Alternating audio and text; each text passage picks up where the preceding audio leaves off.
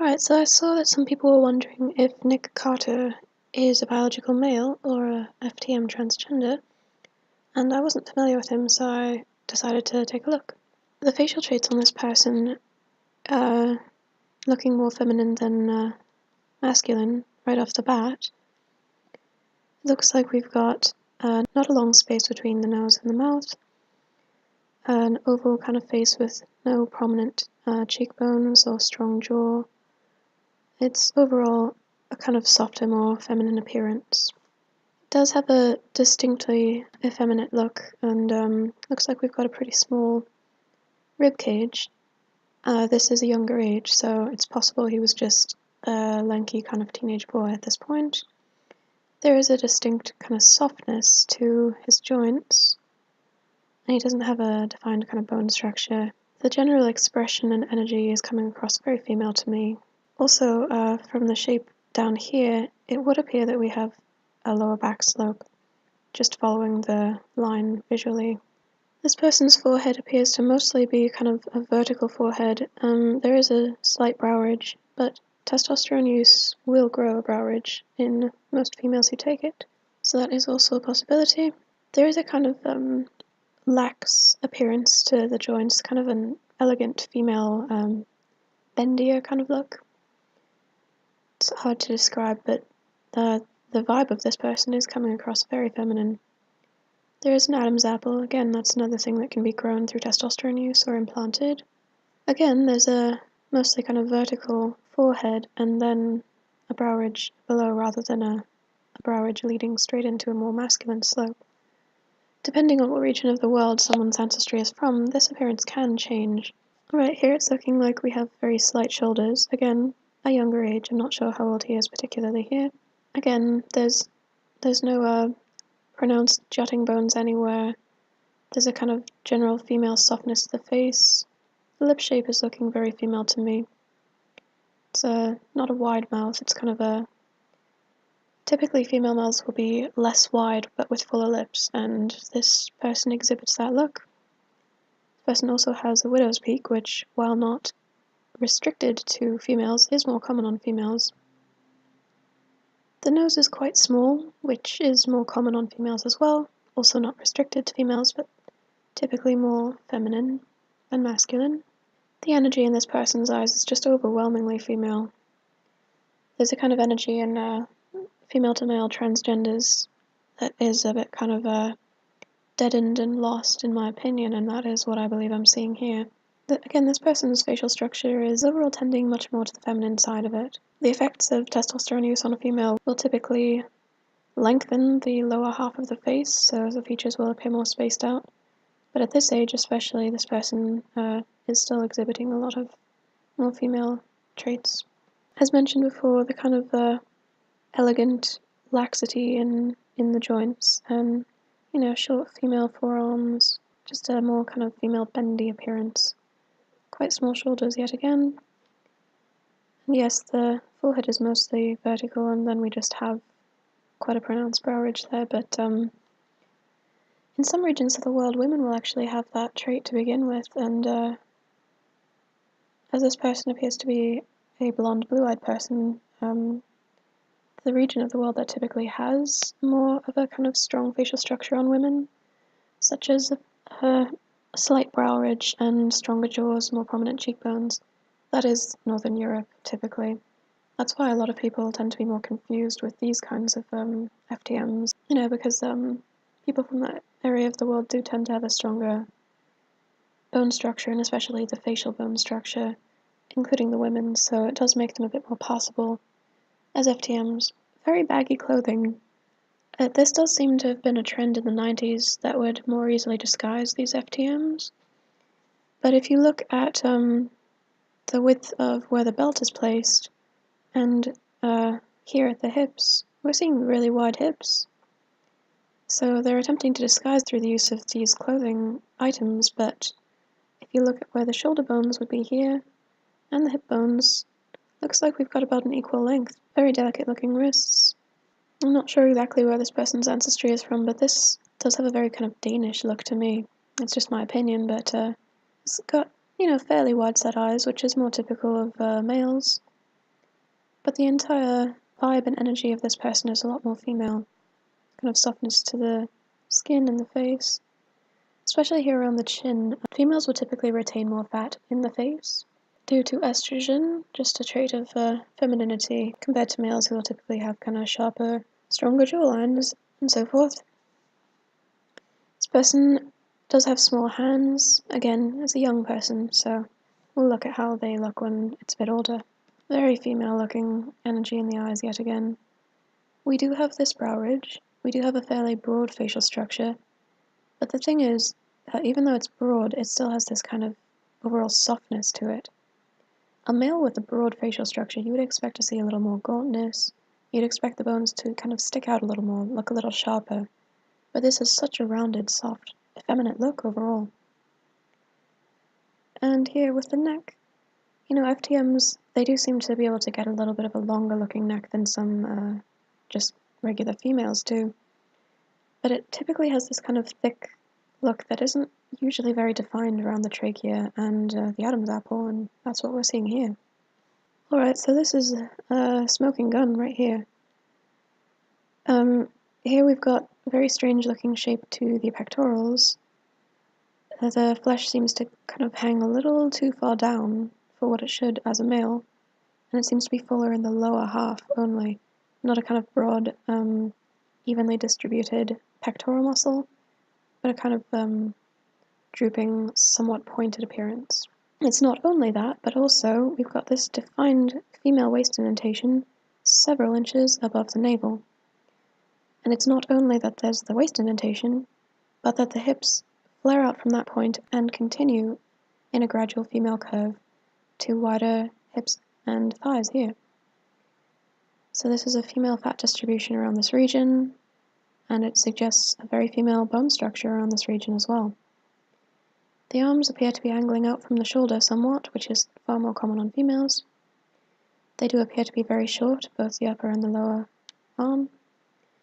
Now typically on males, the level of the crotch, which judging from the torso here is probably somewhere around here, the level of the crotch is supposed to reach the wrist bone on males, typically, but you see here it's only reaching this point on the hand.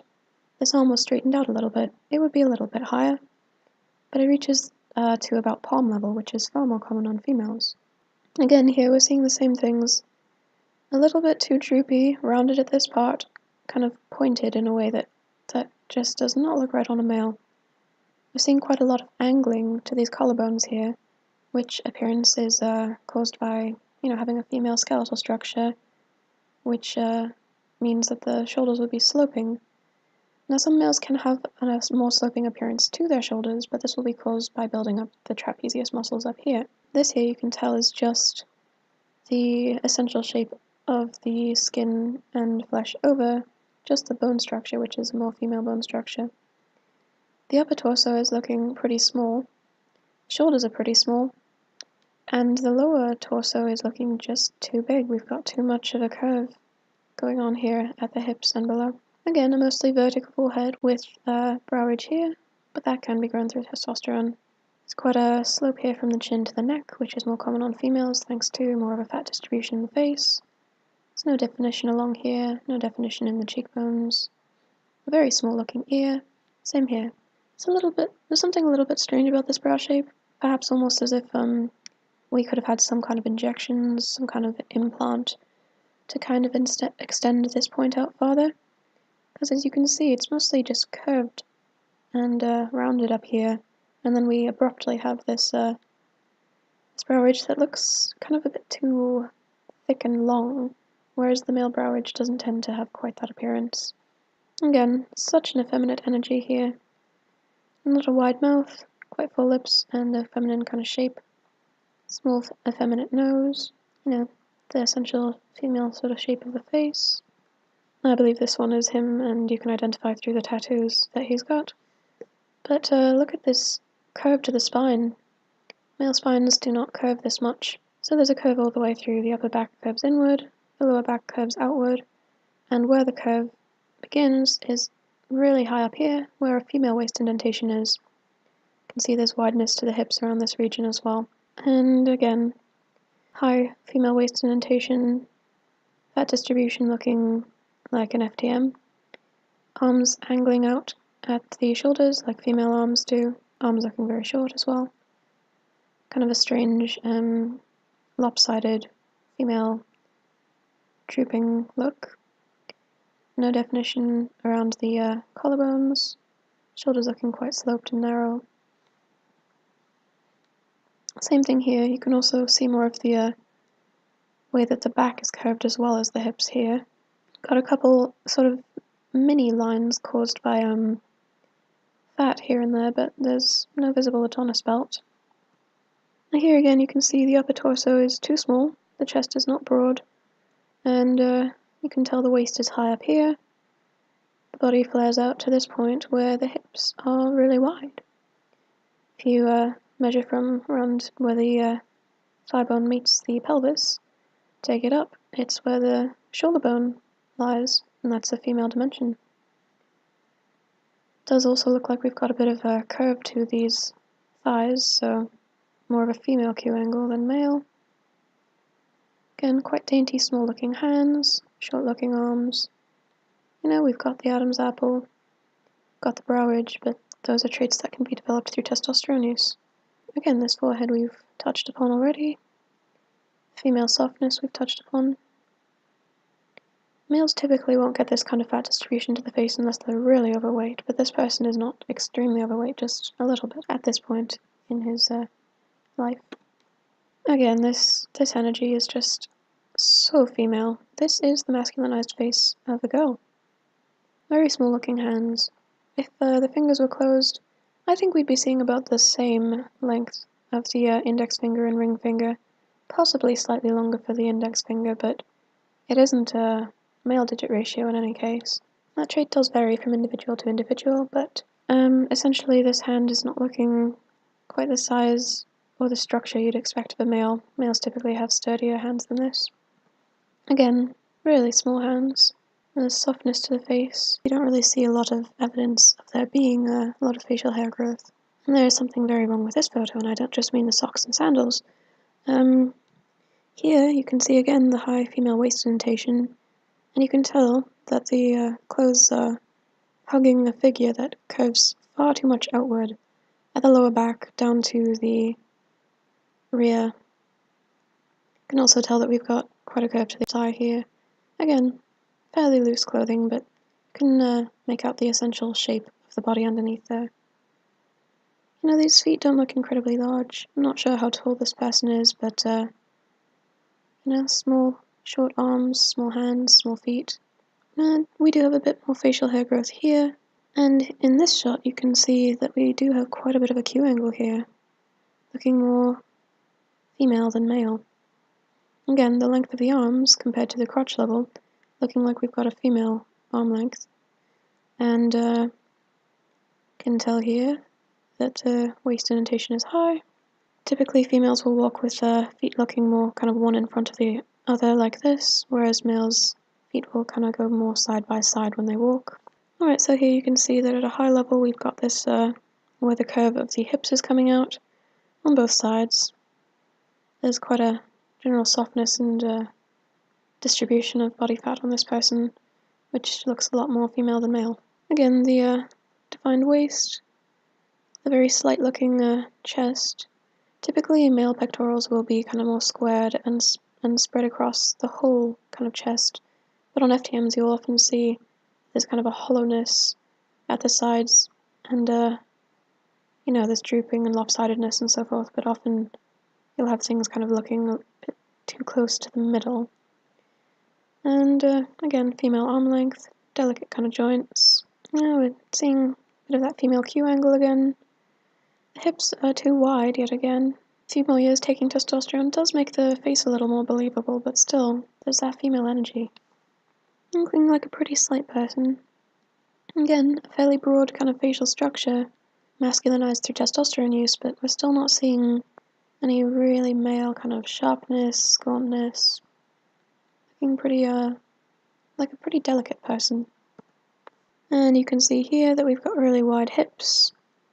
If you follow the widest part here, it would definitely match the the shoulder width here. Again, the arms appear to angle out a little bit. Female arms do this to accommodate wider hips, which he has got. And the female Q angle. We may be seeing some discoloration of the hands, which can be a result of taking testosterone. Again, the high waist, the rounded shape to the hips. And the same here. You can clearly see this defined high female waist. The strange appearance of the chest. No defined bone structure. Taking testosterone does seem to make these some of these FTMs have more visible veins, which is more typical on males, so that helps. But when you see the body shape looking so female, the wide hips, the curve that begins at the waist and continues all the way down through the hips and into the thighs, that's a very female body right there. So you can take a teenage girl, you can give her testosterone, it'll cause the development of some traits like the brow ridge, Adam's apple. Can't take away the female energy in the eyes. It's just too many things that are wrong about this person to be properly male. Narrow shoulders, softness all around, indicative of a subcutaneous layer of fat found in females. Small ears, small nose, kind of small female eyes. Small feminine shaped mouth with the upper lip looking more similar in size to lower lip, whereas males will typically have a smaller upper lip. Lower half of the face, it has been lengthened a little bit. That's consistent with testosterone use, just like the brow ridge is. There's such a softness and kind of oval shape to this person's face. So testosterone treatments can result in this kind of person after several years. It doesn't seem like we do have very believable facial hair growth in this one either. Narrow shoulders, the female facial traits. There is some masculinization, but overall this is an extremely female-looking person. So Nick Carter from the Backstreet Boys is not a biological male, but a female-to-male transgender. And that's that.